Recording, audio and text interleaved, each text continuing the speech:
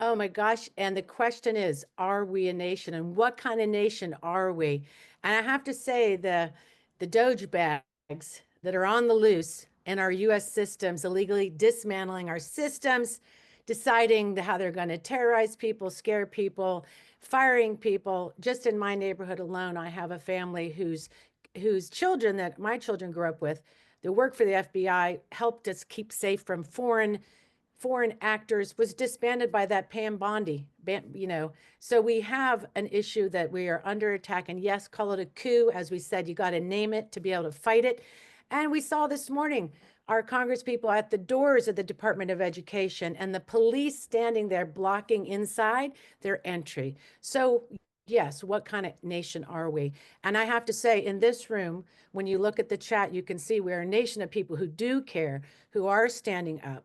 And really, what we have, the silver linings, though, that we should all be super proud of, or at least aware of, and it really kind of shows us a path how we fight, is that the lawsuits that coming from public citizen that we've had on this show, and the different ACLU lawsuits, are freezing some of these bad actions to slow things down, to one, get people aware of what's happening, and also to hopefully stop some of these, especially grant freezes that are closing health centers and really impacting so many things around the country. And I have to say, if you were listening to David Pepper this morning, who will be on the show next week, by the way, he said, don't wait, get on the offensive. Understand they are coming at you. So what did the Labor do? Labor got in front of it, and they already filed a pre-lawsuit, knowing that, the information that they have is definitely information they want to protect. So going on the offenses is one way we can really, really protect ourselves. So, and all of you that stood up, and it gives our elected the backbone help that they need too. I kind of never thought of it that way, but once people started to raise their voice, you saw our elected come out more. It is really up to us. So I'm so glad you're in the room. I was excited to see people from California and San Jose and everywhere. And I know that there are some comments in the chat about the post that I decided to make about the rally in Virginia at the Bell Tower. And I had said I was, if you read it and actually read what I said, I was really worried about it because of the lack of information and wanting to send some of my young people down there it'd be like sending somebody on a date without knowing exactly who was on the other side of that app. And I did everything I could to track down who was there. I think moving forward, so I will take that hit. And you know what? I tried my best. I was really concerned because we also knew there was right-wing infiltration going on in some places across the states. In Virginia, let's face it, for people that are in Virginia, Richmond, we have some great groups and some people that understand the lay of the land and went. I'm so glad they did. But I wanted to clear that up. And I hope to get, I think going forward, one thing we need to do, because it's going to get sort of hairy and worse, is make sure that we have points of contact, that we make sure that we know from bathrooms to safety, that people understand where they're being asked to go. It's going to be important because it's going to get a little rough. So I think as organizers, it's really important that we do that. But again, sometimes you don't get it right, as Vanel likes to say. All right, so thank you for being here. I'm so excited. We have such a great show today. So if you're in the room, new to Network Nova, I'm glad you're here. Subscribe to our Friday Power Lunch. We've been doing this for 5 years, 9 years overall. And we have a friendly audience. We use the chat, say some real shit to each other. I'm so glad to see people from all over the country here. But if you get nasty, you get mean, you get just out of pocket, we will just kick you out. It's no problem. And I want to say yes and thank you, and a big special appreciation for our just newest patrons. We have Christy Wolf, who came in a couple weeks ago. Georgia Bloom, thank you so much. And Ann Wilson, our newest supporter. It really, really helps us do this show every week. Your support is so appreciated.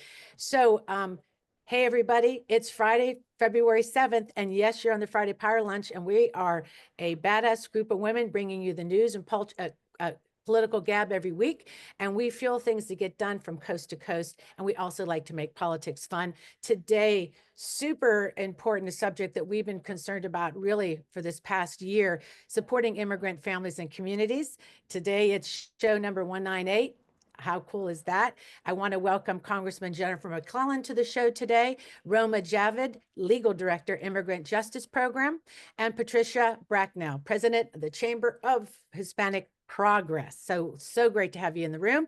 And I want to hand it over, if all is going on schedule, to Black History Spotlight with the awesome, fearless, I don't know, a woman who likes to have fried flounder, right? Doesn't mess around. We went out to eat the other day. We had ourselves some good fish and coleslaw and French fries. It was yummy. Right. It was yummy. Thank you, Catherine. I'm happy to You. have this moment. So here goes.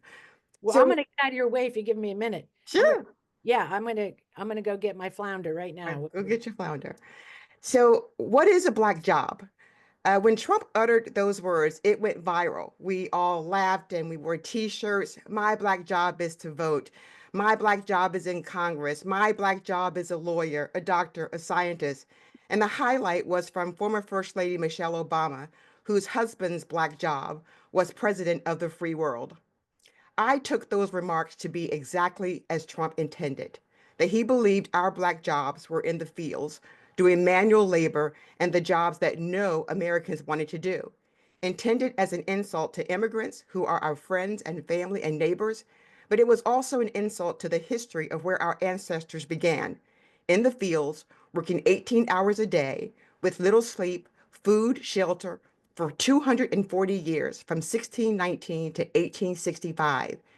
I would ask everyone to read my favorite abolitionist, Frederick Douglass, for his journey, Narrative of the Life of Frederick Douglass, an American Slave, written by himself. It's embarrassing, it's sobering, it's horrible. It's a bewildering read, which I'm sure is probably banned in school. But he was taken from his mother as an infant and raised by his maternal grandmother. His mother, in an effort to see him, would walk for 12 miles at night after she finished her grueling work in the field. And she'd have to get back by sunrise in order to be ready to go to work, because if you weren't there, it meant a whipping. At age 6, he was sent to another plantation where his work began, where his story and journey begins. It is remarkable. It is the story of all the work that he did as an abolitionist. And not only was he one of the most important voices in the movement and afterwards, he was a statesman, he was an author, he was a newspaper publisher, he was a paid orator, and he was welcomed in the company of President Abraham Lincoln. The point of my story is that looking at Trump's cabinet today, we don't need DEI for our benefit. DEI needs us all. Frederick Douglass didn't just fight to end slavery, he also fought for women's rights to vote. Even Frederick Douglass understood the value of diversity. To honor him, I will no longer say DEI, the new N word for the right. I will call it like it is. I will make them say it too. Diversity, which means different, and different doesn't mean less than. Inclusion, which means being included and equal opportunity. Let me have access. And equity, simply put, is just fair treatment. If there are barriers, move them. So from this day forward, let not your black job, your white job, your gay job, or any job be anything but an American job. Thank you.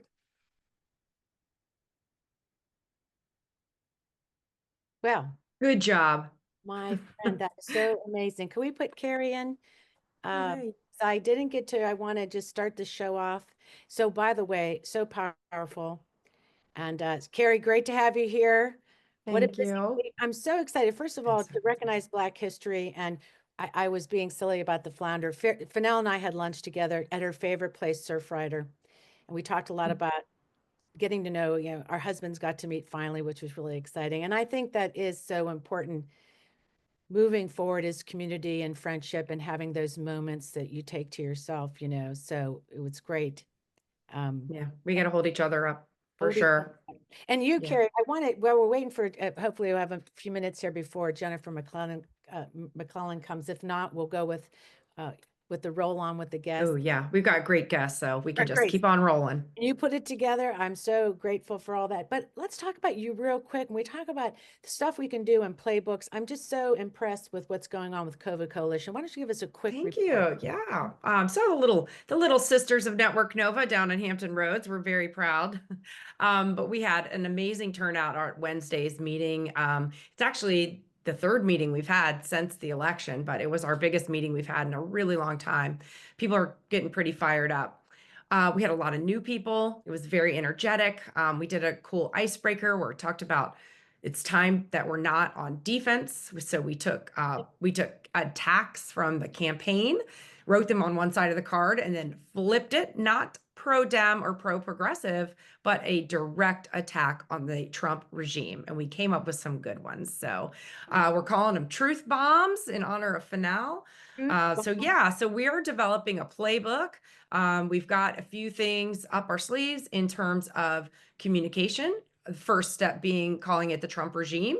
That's what we call these oppressive authoritarian governments in other countries. I don't know why we're not using it to describe the Trump regime.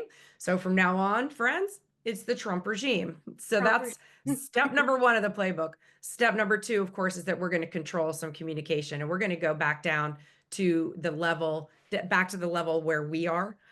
Non-technical communication, stuff that we can control. Right. There are no editors on the internet. There's also no editors on billboards, yard signs, postcards, stickers. So we're all over it. And what I'm really super happy about, we're going to be honing in on this plan tomorrow. We have 14 leaders from grassroots organizations coming together for a meeting tomorrow where we're going to discuss this playbook, hold each other up, support each other, and come up with a strategy that's going to kick some what. And we are ready. And I'm not, and here's another thing that I'm just going to say, we talked about Wednesday night. We're all excited about Abigail. We're all excited about the elections coming up this fall. But it is not a medicine for right now. We know we need to do that, but people are hurting right now. And so when an organizer comes to them and says, I know you're hurting right now, but we're going to elect someone in November. Feel better. It falls flat. It falls flat right now. People want something right now. So we need to be I'm just shouting out, we need to be a little more creative in what we're telling people to do right now as leaders. Because of course we're going to bust our butts for Abigail. That's going to happen. But right now people need to do something that they feel is making a difference right now. So Wednesday was fantastic. Tomorrow's going to be amazing. I can't wait to report back out. I feel you. We are here with you. What can I do for you? So I am right there with you. Or like my Substack, just give me a minute. Yeah. Give me a minute.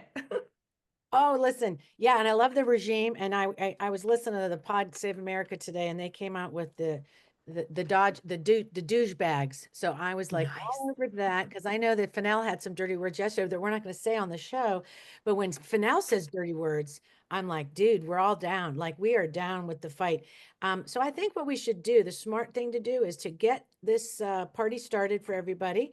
And then if we see the Congresswoman come in, we'll let you finish up and we'll go straight to her. So I'm excited. Why don't you just get us started, Carrie? And yeah, sure. We're going to bring Roma up. Yeah, Roma. She's on here. So everyone, I'm super excited to bring this topic up, but my heart is heavy that we're bringing this topic up. It's the only way I can say it.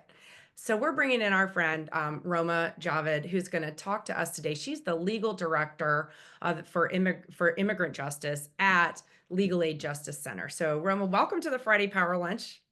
Thanks so much, Carrie. I'm so excited to be here. The energy in the chat is palpable. I'm really excited to end my week in a room with folks that care and want to make change. Thanks for having me. That's great. Yeah, you've got a lot of allies in this space. We had the ACLU on a couple weeks ago to talk about some litigation strategies. I know that you've worked with them in the past. I know you are also working on some litigation strategies. We're going to talk to my friend Patricia later today. She is a avid supporter of getting them at all levels. But I would like you to just start off by telling us a little bit about Legal Aid Justice. Sure, I would be happy to. So, the Legal Aid Justice Center is the only statewide Virginia legal aid. I am the director of the Immigrant Justice Program, as Carrie mentioned. So, I am the director of just one of our 6 advocacy programs. We have a number of programs, including housing, health benefits, public benefits, youth justice, and worker justice. 2 really cool things about LAJC that I want to emphasize, just because we're not a traditional legal aid. The first is that lawyers and community organizers work hand in hand. We get the bigger picture, so we understand that just taking individual cases is not going to cut it as far as making the bigger long-term social change. So we have organizers and attorneys that sort of team up. The organizers are out on the ground and they are community feelers, and so that community pipeline sort of informs our litigation and our advocacy.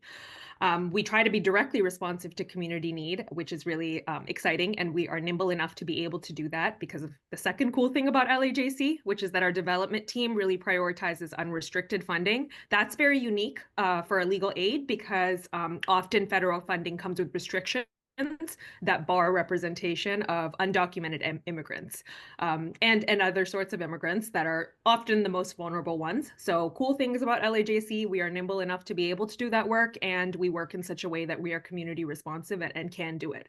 So we've been able to respond. Great. I mean, that's definitely key. That's what we're proud of with grassroots groups, that we are nimble. We try not to be accountable to a lot of strings, right? So before we get started on your strategy, because I think it's really great, and one of the things that really motivated me to ask you to be here today is that toolkit that's online. But before we get into that, I'd really like you to tell us a little bit about what's going on right now. You were talking about some enforcement activity, and just wanted you to give us a kind of a big update on that. Sure, I can share some information. So LAJC, and my team specifically, the Immigrant Justice Program, is partnered with the Virginia for Immigrant Families Coalition. Those are the folks that are running the Virginia Rapid Response Hotline. So when they are seeing folks that are being picked up by ICE or have a loved one that's been detained or they see ICE activity, that's the number that they call to report that information and get resources and then eventually be connected to us on the representation side. So we have information from that hotline. They've received just over 100 calls so far. That doesn't give us any real solid data because some of that is enforcement, some of that is reporting pickups of multiple people, but it gives us a little bit to work with. I know that top of mind for folks, at least what we're hearing from the community directly, is fears of raids in hospitals and schools. I'm grateful that we haven't yet heard or seen that in the Northern Virginia area, but I was speaking a little bit earlier with Catherine just before we started the show, and we did discuss that there has been a little bit of increased enforcement in the Northern Virginia area as far as in apartment complexes. Specifically on Wednesday, there was a raid at Fairmont Gardens where 6 people were picked up by ICE before work early in the morning, 6:15. I believe 5 of those were detained and then actually taken to the Farmville Detention Center. And then one of them was released when he produced a work authorization or some sort of ID. Wow. So we are seeing some more enforcement. Now, your service area isn't everywhere in Virginia, right? You're working in a few areas. Yes. Well, so our Legal Aid Justice Center aspires to be state aid. Practically, we have offices in Falls Church, Charlottesville, and Richmond. We hope to expand to the Hampton Roads area at some point in the future, but for now, that's where our offices are located. And while we're trying to have that reach, you can kind of imagine the capacity constraints that come with that. So I will just say, for my team's purposes, most of our staff is in Nova right now in Charlottesville. Got you. So like coming back to strategy though, so thanks for that update. We're all interested to know what's going on in Virginia. But so coming back to strategy, I did see that toolkit, that rapid response toolkit. I learned things looking at that I did not understand previously, and I'm so glad that I had a chance to take a look at that. Can you just let us know as activists what we can do to help resist these roundups and help people who are targeted? Sure. I think I have 4 action steps that I can list for folks that want to do something right now. So the first one, get educated, and knowledge is power. Share that information and the resources. Learn the rights that you have when ICE is present and what to do, and then share that information out. We have resources on the website, www.justiceforall.org. That's the number 4. That's where you can find our toolkit where we have Know Your Rights videos in Spanish and English. So learning those rights and sharing the resources out. Virginia is Virginia is a place where I wish there was a lot more immigration legal representation. There are a lot of immigrants and there aren't many immigration attorneys, so misinformation spreads pretty rapidly. Sharing the resources is vital. So take a look at our webpage for starters, and you will see resources there, monthly Facebook Lives that we're putting on as a team, and emergency preparedness packets. Share those. I think the second action item I would have for folks is get red cards. If you don't know what those are, Google them. They are little cards that you can hand out, and they are a resource. Our office in Falls Church and Richmond and Charlottesville has stacks of cards, and if folks from the community would like to go and pick some up, you are welcome to do that. We are offering that, but get red cards, share them with people that you love. Those are cards that you can read off of and say your rights to ICE when they are there. They come in all different languages. They're a really great resource. Third step, I would say, is plan now, whatever that means. Start emergency preparedness planning. If you are an immigrant, plan for your family, take a look at our website, look at those preparedness packets, plan for your kids, plan for your property. If you are not an immigrant and you love immigrants, plan where you can. Plan for the people that you love, share the resources, and in places where you have power or a voice, advocate for a plan for there to be a plan of action if ICE shows up. And I'll just end on this note. If you have time, advocate, participate, volunteer, donate, and attend meetings and participate and make your voice heard. Yes, I was interested to read about doing the documentation to help your children, if you are detained. So I was very interested in that. So I know that we have a link to the toolkit in the chat and a link to Legal Aid Justice in the chat. But I did want to know, so can you tell me just where those detention centers are? Again, I was surprised. Yeah, so Virginia right now has 2 ICE detention facilities. There's the Farmville Detention Center and the Caroline Detention Center. So Okay. those are the only 2 that they are right now. We are seeing a higher population in both of them now. Farmville is for profit. It is the larger prison, and they, I believe, have opened up their women's wing now and are filling capacity there. So we're seeing the detention centers fill up. Wow. All right. Well, we'll be definitely following this. I hope you're going to stay for the after chat. As I understand it, we're going to shift over to Catherine right now. Great. So thanks so much. I just want to say thank you. And, we talking about the color red in the green room, how the color red could do a lot of good. Those red cards are so important. Your work is so important. So yeah, stick with us because I am interested about the detention centers, if you're seeing kids in there and if people can visit them. So yeah, stick around. So thank you, Carrie, for that segment. It just opens up so many questions, but it was fantastic. Next up, folks, the coup is on. The coup is on. And look who's wearing red today. We had a big discussion about red. Congresswoman Jennifer McClellan in the back room were like, you're making red rock. And today is the Heart Day. Is that right? Is it Women's Health? That's right. Yeah, there you go. Women's Heart Health. Heart Health Day. So with your heart, how is your heart holding up? I mean, Look, so here, whenever anybody asks me, how are you doing? I try to answer excellent, because in the grand scheme of things, all of my family members are alive. I'm alive. God woke me up this morning. It could be a lot worse. And then when I remember that I almost died in childbirth, both my daughter and I, that puts everything in perspective. So my number one piece of advice for everybody today is find your excellent and don't let anybody take it away from you. Couple other mantras for the year before I kind of jump into the update, because it's going to be rapid fire. Yeah.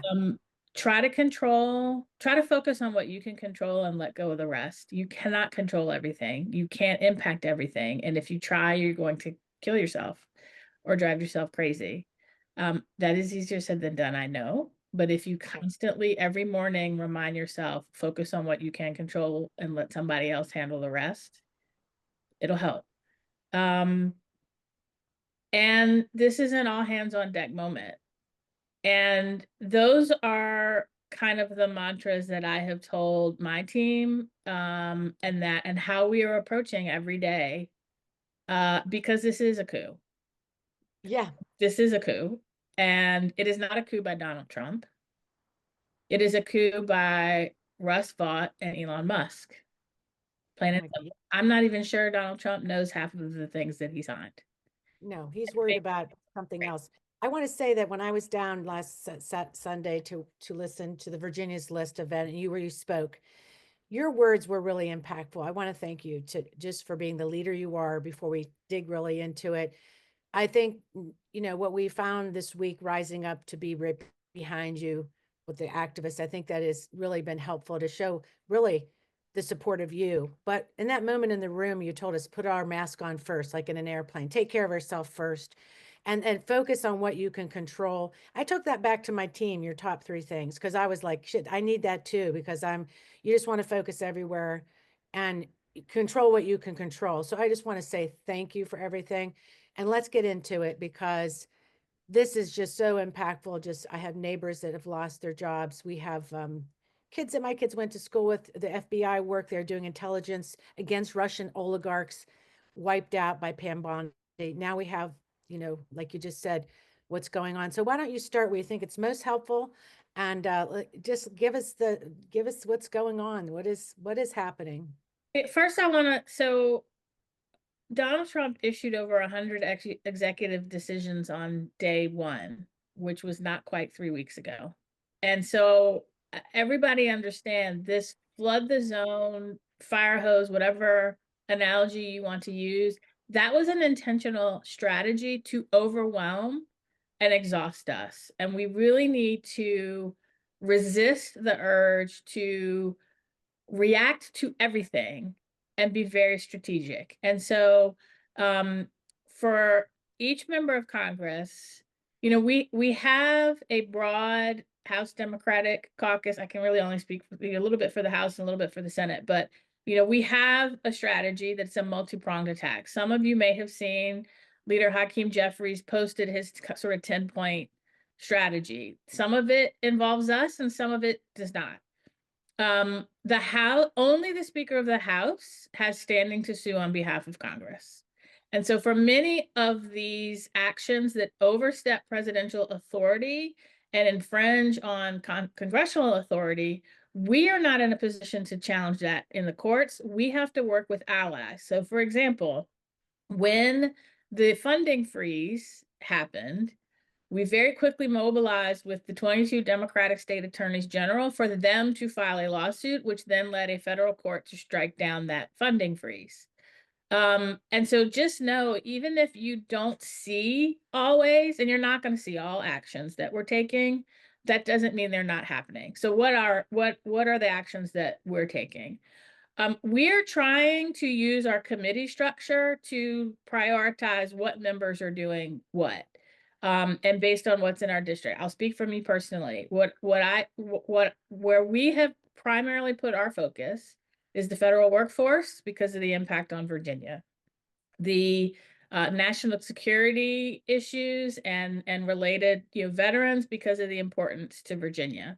I am now on the Energy and Commerce Committee, which deals with sort of healthcare, all things energy related. So the assault on our national healthcare system, which we know is going to go after Medicaid, et cetera, those are areas where I'm focused. And then, there are a lot of other issues that are priorities for me. There are a lot of other actions that are priorities for me, but I and my team don't have the bandwidth to do that.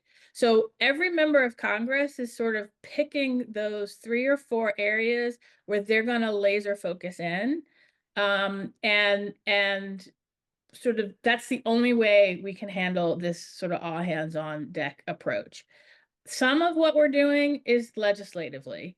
So for example, in response to Musk and his minions having unfettered access to data at the Treasury Department, we have filed the Taxpayer Data Protection Act to try to address that. We've, Don Beyer and Susan Bonamici just filed another bill trying to deal with presidential authority on when he can enact tariffs. So where we can file legislation in response, we're doing it. But remember, we're the minority party. Right. We need 3 Republicans in the House to join us to do anything. And the Senate needs Republicans to join them to do anything. So while we know my office has gotten hundreds of calls a day, and that's great, keep them coming. But those of you that live in Republican districts, or those of you who have friends that live in Republican districts, they need to feel the pressure, because we need 3 of them to sign on to a discharge petition to get these bills to the floor. They're not going through committee. They're not coming out of committee.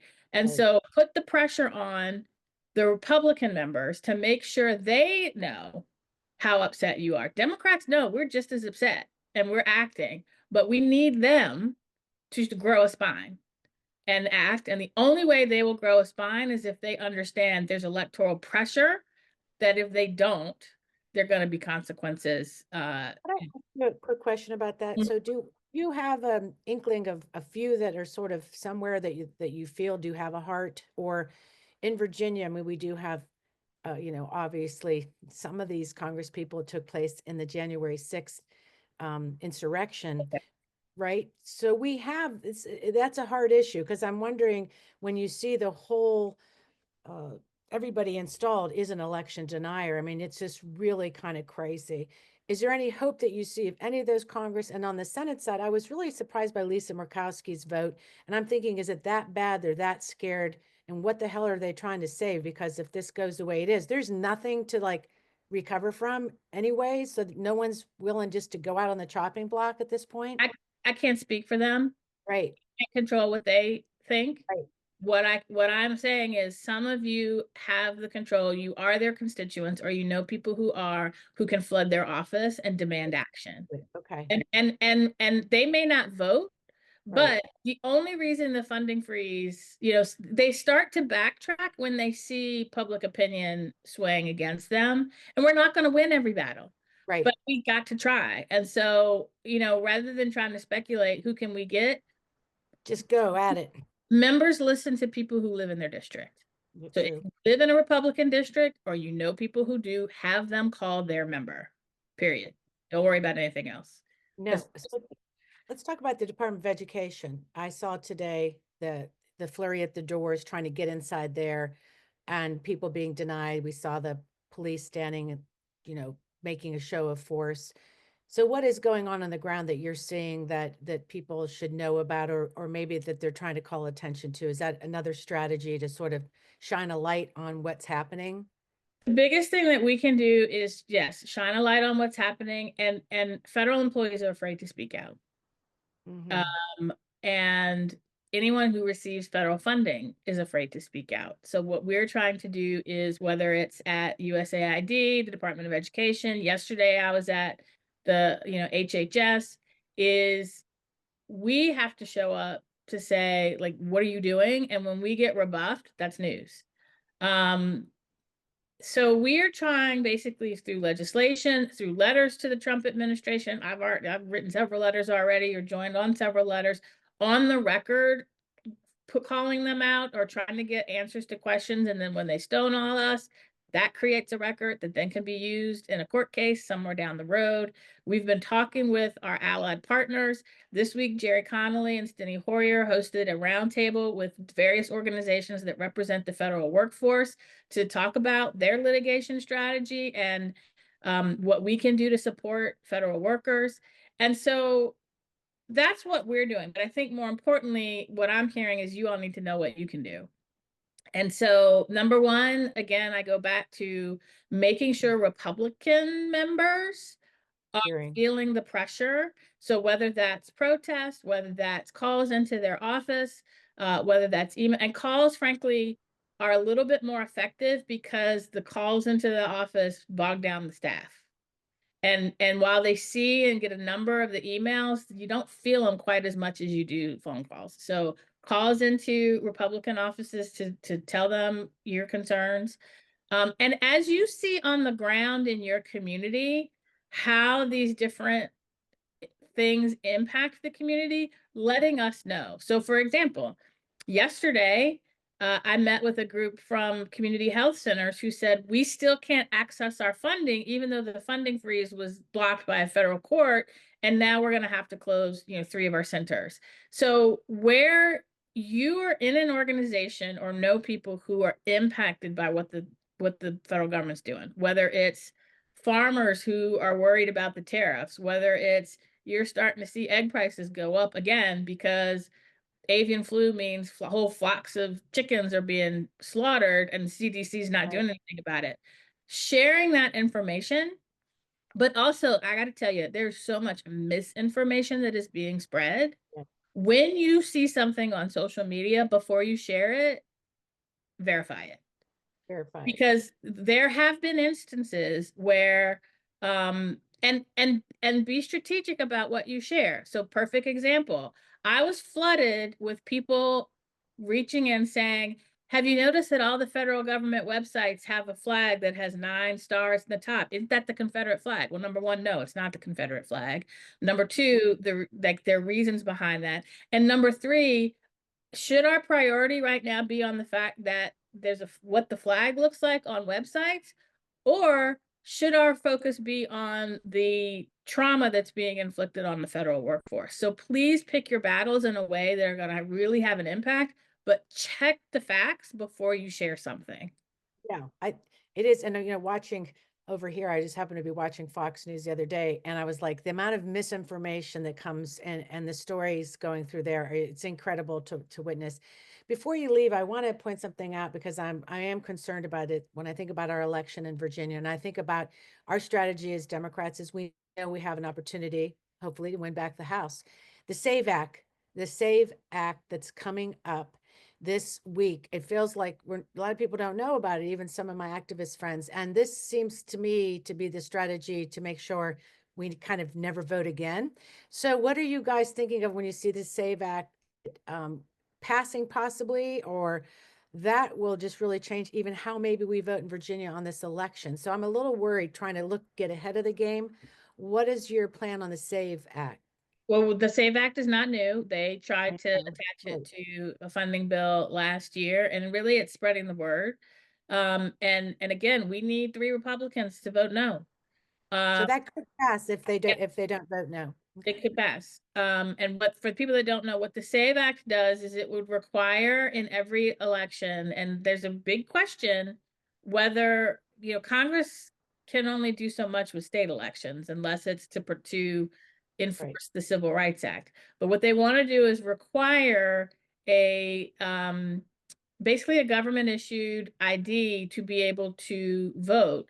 Now, the version of the SAVE Act that I saw, I haven't read the newest one, but I assume it hasn't changed. Most of the forms of ID that would count cost money. Well, that's a poll tax, and poll tax is illegal under the one of the amendments. I can't remember which one. And so again, that is another example. If this bill passes, there will be a litigation strategy. But also, let me point out one more very important thing, because we're not going to sue on everything, because they want lawsuits to go to the Supreme Court, where they have justices that are very likely to rule in their favor and completely rewrite or gut law or weaponize laws that we have relied on. So they want a Supreme Court case, 14th Amendment, right, citizenship. And so we have to be very careful what we file and what we don't. Now, a poll tax is a poll tax. That's pretty clear. So I'm pretty sure there'll be lawsuits around that.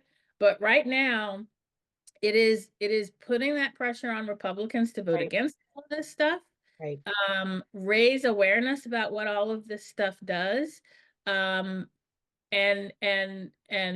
it is really an all hands on deck moment, and we're doing our part as members of Congress, but we can't do it alone. It's, we're partnering with state governments, we're partnering with activists, we're partnering with allied organizations on each of these different issues.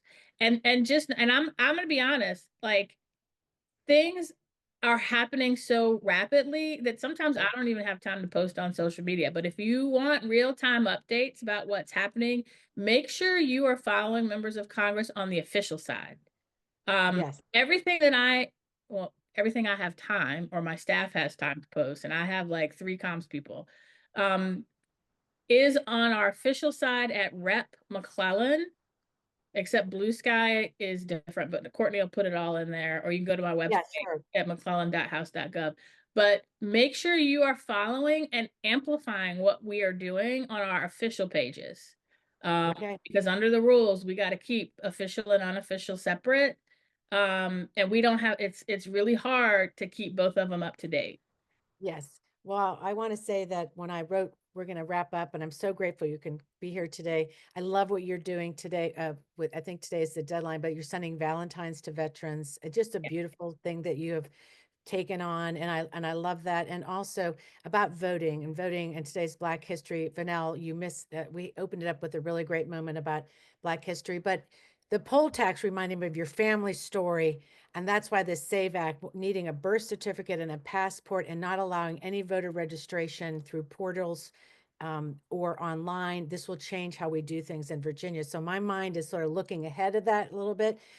But real quick, why don't you just do the quick story about your family since today's Black History, and also poll tax?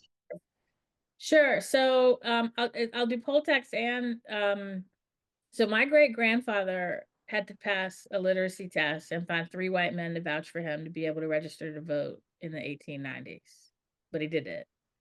On January, many of you know, my father passed away in January of 2014, and I inherited his Bible. So every January I will look through it. And on January 5th, 2020, which was the night that Georgia elected the first Black man to the Senate, I was thinking of my dad, and I looked through the Bible, and I found an envelope that I had never noticed before inside of it. And when I opened it, it was his poll tax receipt from the first time he registered to vote. And I went to bed very hopeful for this country to say, well, look how far we've come. Tomorrow, the first Black man is going to be sworn in from Georgia. The first Black woman vice president is going to be certified. And then what happened? The next day, we had people try to take by force what they couldn't win in the ballot box. And I'm going to end with this. Every time in American history we make progress towards making the ideals upon which this country was founded true, and every time in this country that marginalized communities, especially Black people, gain social, political, and economic power, there is a backlash. That backlash involves 3 things: voter suppression, violence, and propaganda. We are in the backlash now. We are in the backlash of all backlashes. But don't get dispirited, because we are fighting that backlash from a position of more power than our ancestors ever dreamed. And so when you get tired, because you will, when you get angry, when you are on the verge of, I don't know what to do, remember that power. And remember what John Lewis said: democracy is a state that requires every generation to do its part to build the beloved community. And we cannot give up. And when we succeed, we can't become complacent, because the backlash always comes. But together we are in this fight against the backlash. And I'm so proud to be in this fight with each and every one of you watching this right now. Thank you. Thank you for being here, everybody. Just great for our hearts today. Take care, and we're with you, and we'll stay in touch. And, again, rapid responses. Let us know when you need us. We got your back. Thank you. Y'all take care. Woo. Right. Let's bring up Goosebumps. Carrie. That was, where'd you go, Carrie? There you go. Yeah. That was, I know, really Just like great. If we talked about that color red today, it was on fire, and I love it. And I'm going to hand it right back to my friend, because we have a important next guest coming up. I have a very fiery person. I am so excited to introduce my friend Patricia Bracknell. She and I met when we were fighting the casino in Norfolk. That's probably when I first met her, through Jackie Glass. She is a fiery, feisty defender of rights. I'm so happy to call her my friend, and I'm glad we could finally get her on the show. She is the founder and president of the Chamber for Hispanic Progress. She is a fierce advocate, and I'm just going to stop talking. Patricia, tell us what you're up to right now. Well, I mean, it's hard to follow the Congresswoman Act, right? That's what else can I say? I mean, so empowered by her words. And first of all, thank you for having me. Oh my God, and in Black History Month. So to all of my African American brothers and sisters, we're in this together, and thank you for allowing me to take a window of your time. And this is, I guess, very well setting for unity, right? So we're here together. So, what can I tell you, Carrie? We're engaged in our mission. We are currently rapidly fidgeting and trying to provide everything that we can to our communities. Our website is Chamber for Hispanic Progress. Find us. We have also many resources there. We also have a toolkit that we provided to our communities. We're besides advocacy, we're here for every need in the community. We don't provide all the services, but we are very connected with organizations like yours and many others that provide those services for our communities. What can I tell you? My heart is constantly broken. I hear the stories, I get the calls, I cry myself to sleep sometimes a lot lately. It's a very scary moment. Very scary moment for a lot of people. You shared with me one of the stories about a woman who just lost her protected status. Can you just share that story? Yeah, so we have a case where a female was rescued from, she's South American. She was rescued from a violent environment in home violence. And she has two little kids. And this person was kept sometimes tied up in the home, but always locked in the home. She couldn't leave. And when she was rescued, she was an undocumented immigrant and was put under a protected order. But now that protected order has expired because of the new changes on policies with the current president. And the assailant, her ex-husband or husband, was deported to Honduras. And from Honduras, he's waiting for her. He's sending texts saying, or messages, I'm waiting for you. I'm waiting, and you, as soon as you come here, you're dead. And so she had a court date last week, and we were able to kind of help her a little bit to get an extension. So hopefully, maybe I'm gonna be calling Roma here soon and see if we can. There you go. You know, Making connections. they You know, would- I really want to jump ahead because we don't have a lot of time, but there was something yesterday when you and I were talking that we landed on that I think ties into what Congresswoman McClellan was saying. And that is that in the history of my people does not include genocide. The history of your people includes genocide. And I think that's my privilege. And sorry, when your folks are facing what's happening right now, they think of genocide because genocide is in your history. It's not mine. Yeah, so this happened to my mother's family. They lived in New Mexico in the 1940s, late 30s, 1940s, where my grandparents decided that moving to northern Mexico was safer to keep their kids together and not come home and have my aunts, because they're almost all girls and one boy, disappeared and end up in a country they never lived before. So this is very personal to me, very, very, very personal, because that changed the whole environment of my mother's family. And so, you know, it's not that these people want to come here illegally. It's just that every human in this earth has the right to immigrate to whatever country they want to immigrate to.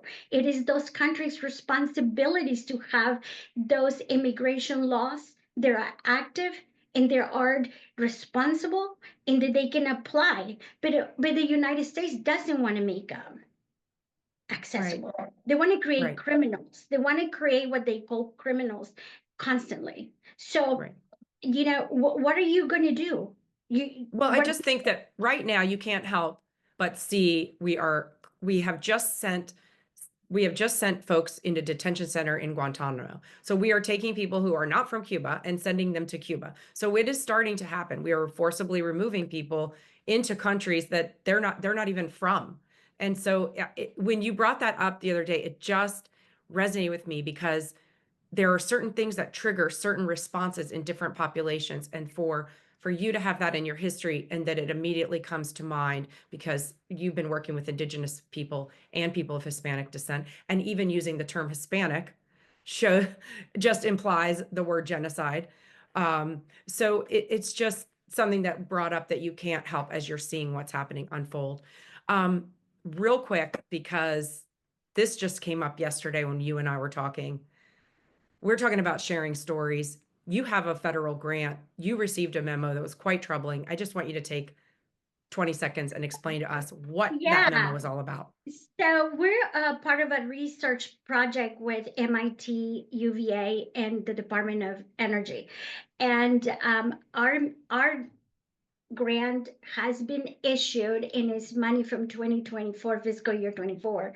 So we're safe in receiving the funding, but for the generation of the product that we're creating, we were provided with the list of words that cannot be used because of this grant. And it's 2.5 pages of words, like the first one was women, females, underserved communities, Black, Hispanic, Latinx, Latino. Some of the words that were not included were white, men, and soldiers, or anything with the military. But every other word that serve underserved communities, communities of need, special needs, all of those words are going to, included in a grant, are going to be flagged. Flagged for potential, flagged for not getting funded, flagged in your reports of what you spent the money on. All of After that. I read that, Carrie, I literally went and sat on my couch and I cried, because they're even trying to erase me off a document. Right. And the fact that you said, guess what word was not on the list, Carrie? And I was like, I don't know what you said. Men. Women were on the list. You can't use that word anymore in a grant application, but you can use the word men.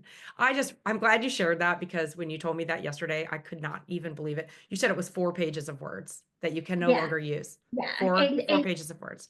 And so in the Mexican community, we changed the significance of MAGA. Yeah. We took the MAGA word back, and it means Mexicans ain't going anywhere. Nice. I like that. So a lot of That's those products that you fantastic. see out there is going to be that. I love it. Mexicans aren't going anywhere, or the moms aren't going anywhere either. We got your back. I have a quick question. Are those 4 pages, could we get those? I'm interested in looking at that. The erasure of. Yeah, I'll forward it to Carrie here shortly, and she can post them in whatever you guys want to have access to. Sure. This is crazy. Yes. Yeah. Well, my friend. For your grant writers. Yeah, right. Well, Be warned. We have banned words in the United States. Who thought it would ever happen? Well, the erasure of people, like you said, is not a new thing. I thank you for bringing these stories. They're so important, because I know, like I shared the story at the beginning of the show about my neighbors whose kids went to high school right in Annandale, and right in Annandale I live, where these particular people, these men, got rounded up. So we're starting to see these things, and the more, like Fennell, come on in, Fennell. That we think the more that we really tell people and shine the light on it. I want to share a quick story. Of course, David Pepper, by the way, is coming next week. If you don't know David Pepper, author of Laboratories of Autocracy, but David was talking about really highlighting people who are like Senator Andy Kim, who showed up and just walked right in USAID building, demanded to talk to somebody and was denied. But that started the whole avalanche of people starting to see what was happening. Then the media came. One person walked over. We can do a lot as one person. And I am doing for my neighbors. We are sharing that letter to people. It's not a Republican or Democratic thing. Those are the kind of things that are going to change minds. So those stories are important. So Patricia, thank you for sharing yours. I hope you could stay in the after chat. Will you be able to stay a little bit with us? Great. Well, thank you for being here. We're going to go wrap up. Carrie, this is obviously You made me get teary-eyed. I know this is so Sorry. No, Sorry, you guys. sorry, Sorry emotions. about that. When you're taking all this in, have a heavy week, we all Have we not it's cried? too Yeah. much. It Have is we a not lot. cried? Have we not all been tears? Monday, USAID, Tuesday, Treasury, Thursday, EPA, Friday, Ed Department. Yeah. Fucking, Four departments attacked this week. yeah. So like I think Jennifer McClellan said it about when I heard her speak, putting on your safety mask, taking care of yourself, and then really staying in there as much as you can for, for that fight. And Fennell, what did you want to have some wrap up words and we'll go to the after chat? Yeah. So I'm going to take like 30 seconds. Go ahead. Just to sort of just say, yeah, it was pretty awesome today. I think what Jennifer McClellan said that we all should walk away with is share information and make those phone calls into Republican districts. If Yes. you have a representative and he's not Democrat, we know. But I think that is really, really important. And she said phone calls because that's what gets them moving. But I also wanted to just take a minute, Catherine, and just tie up the month of January moving into February so that sort of the things that we talk about is all connected in what we do. January 3rd, we had Jess Piper, who is amazing, who has been living under Republican rule for, I guess, the last 30 years. I don't know, a long time. But, if anybody hasn't had a chance to read her last article, One Thing, which just applies to exactly what Congresswoman McClellan was saying today. You pick that thing, you pick that lane, and you do that thing. We had the grassroots from Louisa on January 10th to talk about all the amendments. On the 17th, we had Reverend Cozy Bailey in Public Citizen, which is really important when she talks about those lawsuits. And you all have that information to follow because what she said, you might not see it and think nothing's happening, but stuff is happening. We had Tom Bonnier who talked about all of the data. What should we be looking at? Where are these people? And we're going to have more data that will come out in March. And then on the 31st, we had Steve Phillips, who talked about the new majority index. When you're thinking about your work, Carrie, when you're thinking about those neighborhoods and those people and those messages, it will be really important for us to make sure that we're delivering that information to the right people. And then, of course, today we had Patricia and we've had Roma. So I think I just say that to say the information is here. Go to past Zooms, take a look. What we need to do is right here in front of us. I love it. It is right here in front of us. And then we're always, we have a great action team here, Viva la Resistance, with Dennis Orsinger is leading a team, and people keep adding daily to that group who are really making sure we're curating all these federal actions. We're highlighting what needs to be done. This is the kind of stuff that not only do you have the Friday Power Lunch, the news coming to you, the guests, the information, we never do anything that doesn't have an action because we're action oriented. We're activists. That's how we got started. So truly not a wasted minute. Next week, like I said, David Pepper, because we will have, it's going to be February 14th, Day of Love. We're democracy lovers on the show. We'll announce more guests coming up. And after that, the next week, we'll have Abigail Spanberger will be here, and we'll have the regional organizer from Indivisible. We'll also be here on the 21st. And I'm blanking on the next guest, but truly, we are lining it up. We're glad you're here. I want to say a special thank you. When our Patreon series is really awesome. When we started, we have a couple levels people can support us at. And even today, I want to say a big thank you to Janet Scafido. Janet, if you're there, I think you're still in the room. Thank you for really supporting us and becoming a patron. You'll get special emails, you get the Zoom background, and also Stephanie that also joined Noller. Thank you, Stephanie. It really means a lot. Thank you so much for your support. And we're going to roll over. We'll get our, Dennis, if you want to get our rollout credits ready, we're going to go into the after chat where you get to unmute, get to ask the guests your questions, get to hang out and share what you're seeing going on. And make sure you follow us on YouTube and also on Substack, and we'll see you on the other side. Thank you to the team up there. We couldn't do the show without you. Appreciate it. Let's roll.